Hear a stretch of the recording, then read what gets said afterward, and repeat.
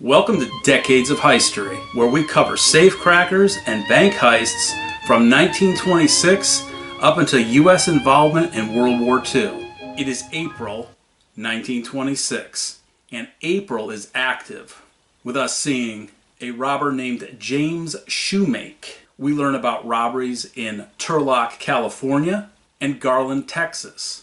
And speaking about Texas, we delve yet even deeper into the San Antonio National Bank robbery story that was originally attributed to the Hostetter brothers from Indiana. And we clean that whole story up, sort of.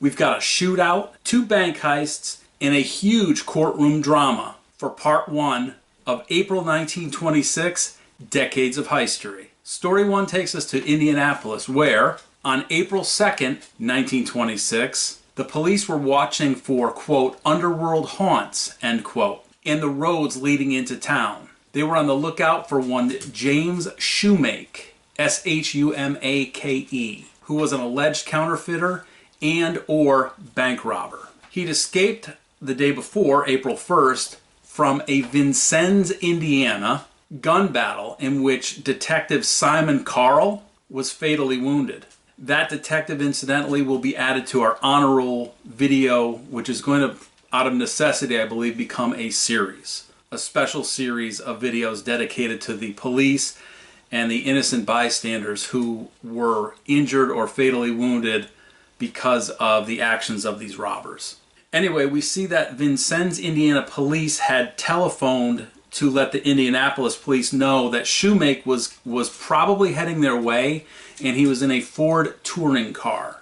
They noted that he was well dressed, described him as tall, and noted that he had 2 revolvers on him at the time. Police believe that Shoemake and his partner Albert King of Bicknell, Indiana, had actually been in Indianapolis a few days prior to the gun battle. Incidentally, according to the article, as an aside, Albert King had been wounded when he was shot in the head during the gun battle. Well, bloodhounds were called out. They were brought in from Kentucky, and 4 posses consisting of at least 100 armed men were established. They were on the search for Shoemake. There were reports that were trickling in that they had found his trail, that they had found footprints or something in river bottoms in the area between the towns of Washington and Petersburg.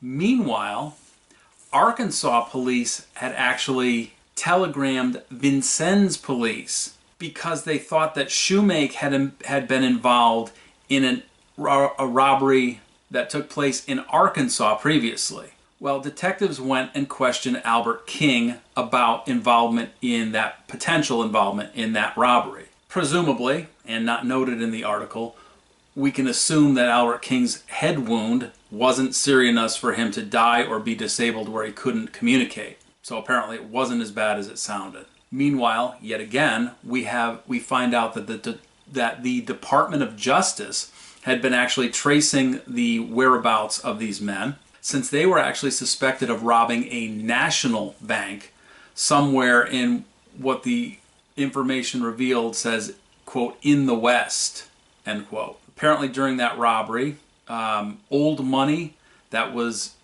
set to be destroyed and exchanged for new bills, new currency, was stolen, and it was being washed and used.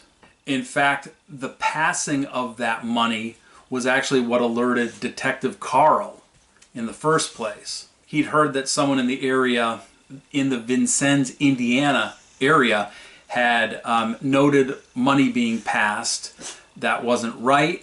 And so Detective Carie, actually traced Shoemake and King and engaged them.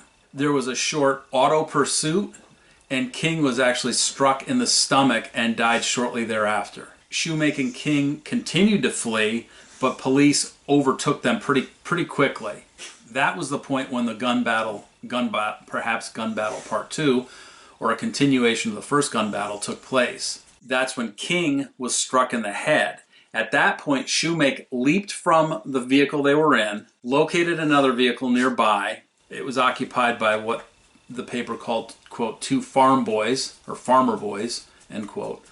And at gunpoint, they were forced to drive Shoemake out of town. King was taken to the city hospital where it was assumed that he was going to die, but clearly he didn't. He recovered. He recovered well enough, in fact, to be taken to the county jail. So the story ends abruptly there. So we'll have to keep our eye open for updates. Presumably in May we'll see something on King, and then hopefully more on Shoemake along the way in the upcoming months of 1926. In the meantime, we can head out west to Turlock, California for story number 2. This is where we see the Security State Bank having been held up by 2 young men. They cleverly posed as bank examiners. They entered the bank right before closing and held up 3 employees and 1 customer. Quietly and systematically, they handcuffed the 4 to a bar that ran along the floor, grabbed nearly $14,000 in money, and fled in an automobile. The robbers escaped and actually ended up with a 45-minute head start before police were informed. So this story doesn't identify the robbers, and obviously we don't know the resolution yet. So we don't know who they were, if they ended up getting away, or if they were caught shortly thereafter. So we'll add them to Shoemake and King and look for updates on the unnamed Turlock, California robbers in May, and if need be, beyond. But in the meantime, we can head to what, at least in 1926, is a regular stomping ground for bank heists. This takes us to Texas, and specifically to Garland, Texas. So story number 3, we meet J.M. Reed. He's an automobile salesman in Dallas, Texas. And he was, at the moment we meet him, protesting his innocence. In fact, he'd acquired the services of Alan Seale, S-E-A-L-E, a special investigator, in order to clear his name. So obviously Reed is a suspect, and he's meeting with police and trying to clear his name. He'd been arrested the morning of April 2nd, 1926, suspected of robbing an unnamed bank in Garland, Texas. The details of the robbery noted that it was a solitary man who locked 3 people in the vault, and that this took place on April 1st, 1926. The robber escaped with approximately $5,000. So it doesn't sound good for Reed, yet his guilt was really in question. For one, Mrs. Thelma Morrison, who was a bookkeeper at the bank, outright declared that he was not the robber. So you have an eyewitness who said, no, that is not our man. Another person, W.C. Jameson, who was a cashier at the bank, and the second person who had been locked in the vault, wasn't sure about the identification. He couldn't say for sure it was Reed. There was a third unnamed man who also, like Jameson, wasn't sure. I suspect the reason they list him as an unnamed man is because they describe him as, quote, Negro, end quote. So typical to the time, that's how they treated this man as a witness. So all 3 of them had been locked in the vault. 1 said it was not him, 2 weren't sure. In fact, according to the author of the article, the general sense was that Reed would be cleared and allowed to be taken home by noon. So even if he was arrested at 6 o'clock in the morning, this is a pretty quick turnaround. So set Reed aside and we fast forward 3 days, and we see charges of being an accessory to a robbery with firearm being filed against one Ellie Steiner, S-T-E-I-N-E-R, who was only 24, and she'd been arrested the day of the bank heist. Apparently, and from my estimation, kind of strange to leave this out of the article, the Brownsville Herald's article, there had been an automobile crash on the outskirts of town the day of the robbery. That's what originally led police to suspect that Reed had been involved. Yet they arrested Steiner. Well, it turns out that Steiner and Reed were, as they put in the paper, quote, friends, end quote.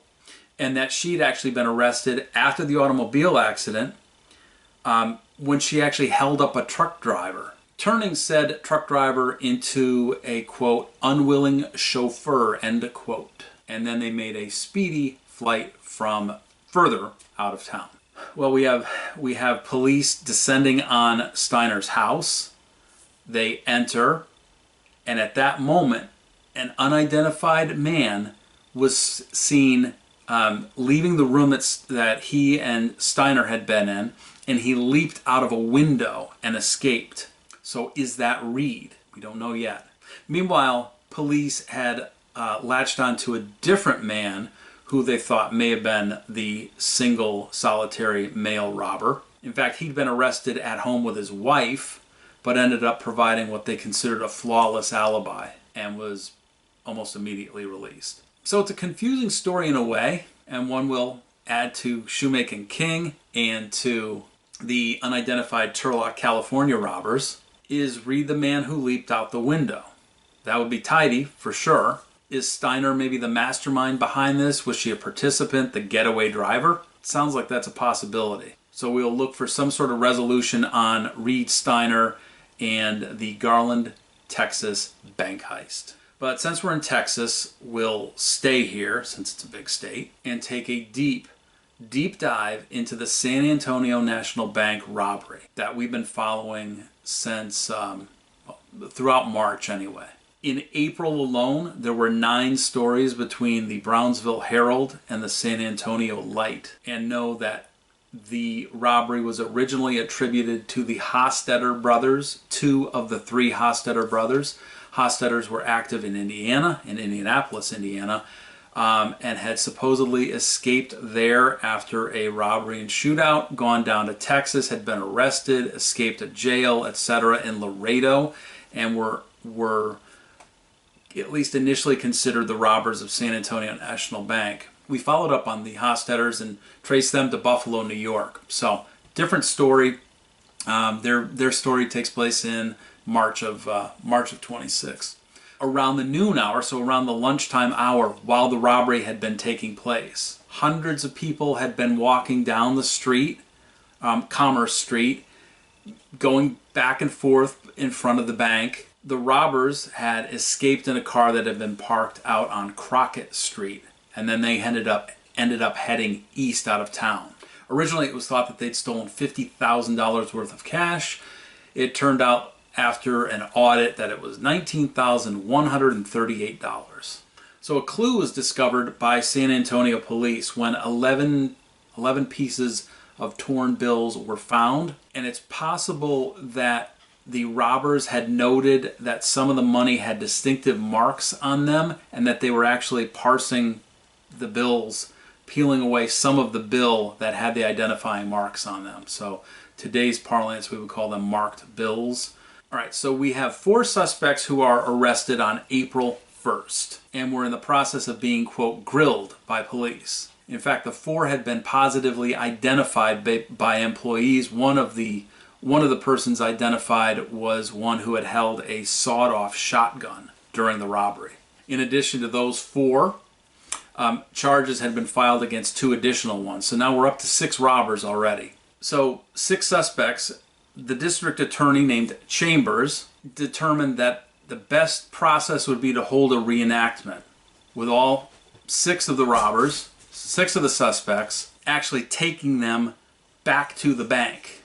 All right, so we're now at Friday, April 2nd, 1926. Chambers, Chief of Police T.O. Miller, Assistant District Attorneys Sam Newton and Temple Calhoun, Special Investigators John Long, Lee Johnson, and Louis Cardenas, Sheriff James Stevens, Detectives Sam Dwyer and Joe Harris, and Bill Green, and Patrol Driver Levi Stowe took 7 suspects back to the bank. And it was right before noon. So they were making this as reenactment, as close a reflection as possible to what took place. All right, so here's how the reenactment went. Patrol driver Levi Stowe pulled up in the rear of the bank. Immediately a crowd formed. So police had to call actually more help in from headquarters. The police ended up having to hold the crowds back. I mean, you can imagine the amount of interest that this kind of thing would have drawn. Anyway, quite dramatically, the 7 suspects were lined up against the wall, the rear of the bank building. Special Investigator Lee Johnson then fitted each of them with a brown cap and placed a handkerchief across their mouths. So they must have tied them up. I'm assuming that's how they entered the bank. Brown caps and handkerchiefs across their mouths to kind of disguise themselves. Nevertheless, witnesses walked along the line of 7 people and looked and made different positive identifications. Then the robbers were actually placed inside the bank where they supposedly, or I guess allegedly, had been during the robbery. So they were in their different positions. And their identifications were reconfirmed by the eyewitnesses. All right, so who are these 7 suspects? We started with 4, we added 2, then magically we have 7. Who are the 7 suspects? Suspect number 1 was simply described as, quote, the tall blonde, end quote. Eyewitness M.M. Rossman noted that this tall blonde was the one who had been walking up and down, back and forth in the back of the bank building, and then who appeared with a briefcase shortly after the heist had been done.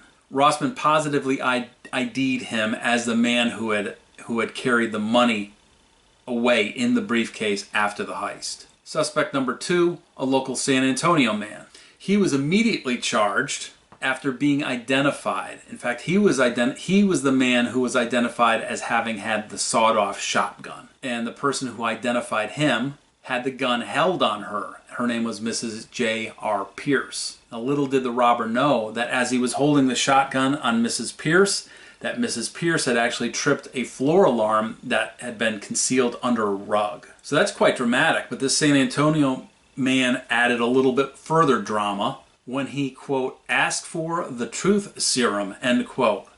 So he's been positively identified, but he wants to risk truth serum. So something's strange in this story. In fact, he claimed he'd been at home and had been taking a bath at the time of the bank robbery. Nevertheless, despite his protestations and his kind of bravado maybe about truth serum, he was arrested. He was being held under a charge of bank robbery. Our third suspect was a brother who had yet to be identified, along with his older brother, who had yet to be identified. Police weren't sure if the older brother had definitely been involved, because they weren't sure if they could connect him with the gang's actions prior to the robbery. Based on other articles, this appears to be James and Kenneth Smith, though I'm not certain of the birth order. So I'm not sure who was the younger and who was the older brother. So now we've actually got suspects 1, 2, 3, and 4, if the older brother is going to be held. So now we're on to 4, make it 5, our 5th suspect. He was a new man who had been arrested by Deputy Sheriffs Feliciano Flores and Sam James. He'd been identified as well by employees and customers of the bank.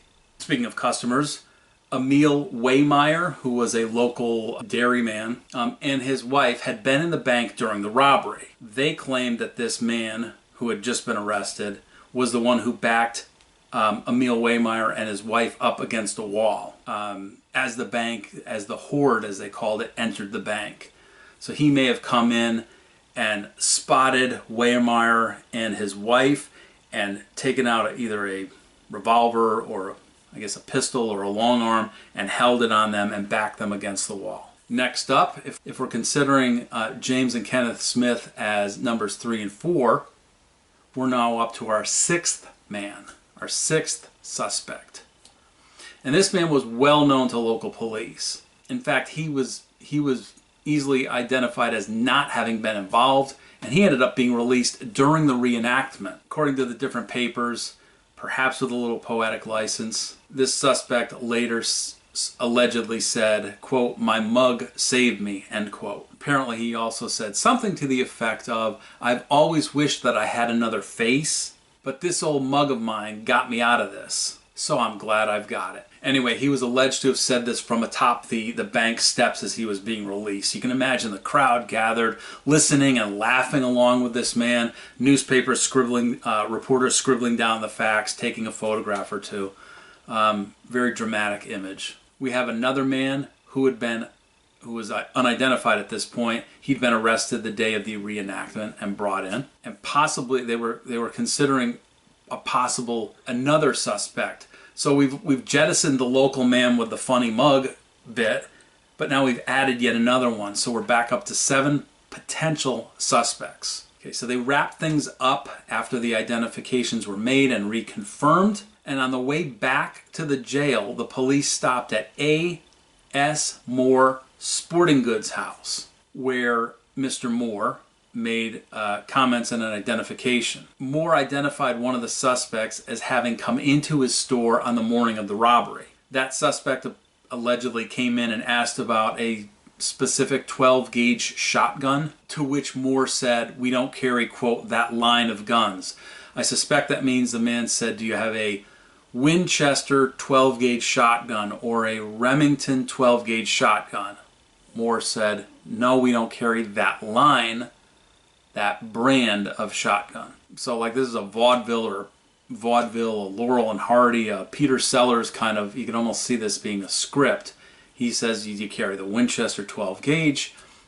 Moore says, "No, we don't carry the Winchester 12 gauge. So what does the suspect do? He points and says, "Isn't that a 12 gauge shotgun?" Moore said, "Yes, it is, but it's a different brand." Clearly, the robber just wanted a shotgun, specifically 12 gauge. Anyway, so the suspect gave $40 and took the shotgun. Didn't examine it closely or anything. He just bought it, not sight unseen, but he said, "There it is, here's 40, I'll take it." However, this is actually a very critical moment because they're able to link that shotgun purchase directly to the robbery. When William L. Herff, Herff, president of the bank, told police that the gun that had been held on him had been pristine and clean and had a shiny barrel. And so that's what he was staring down, was a shiny, brand new, unused barrel, as if it had just been purchased in a store. Okay, so we have marked bills,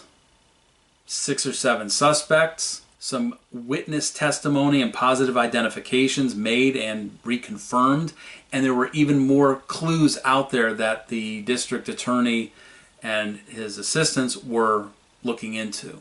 So with all that, District Attorney Chambers wanted to pass indictments against 6 of the 7 suspects. Meanwhile, police officers were actually trying to connect them to other possible events that took place in Texas and the general region. So Chambers submitted the indictments to a grand jury on April 5th, 1926. And the case looked pretty solid, right? They have 1, positive identifications made and actually reconfirmed during the reenactment. They had found the sawed-off shotgun.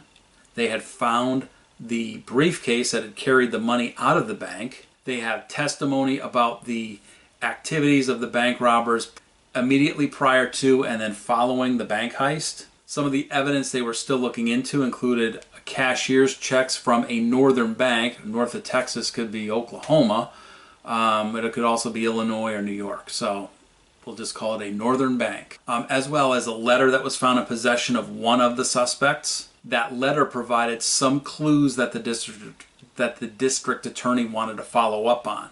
So they fired off telegrams looking for clarification on the cashier's check and some of the information, some of the leads in the letter. Meanwhile, police received a tip that a person had been offered money on the afternoon of the robbery by one of the suspects. Now, we don't know what the money was offered for.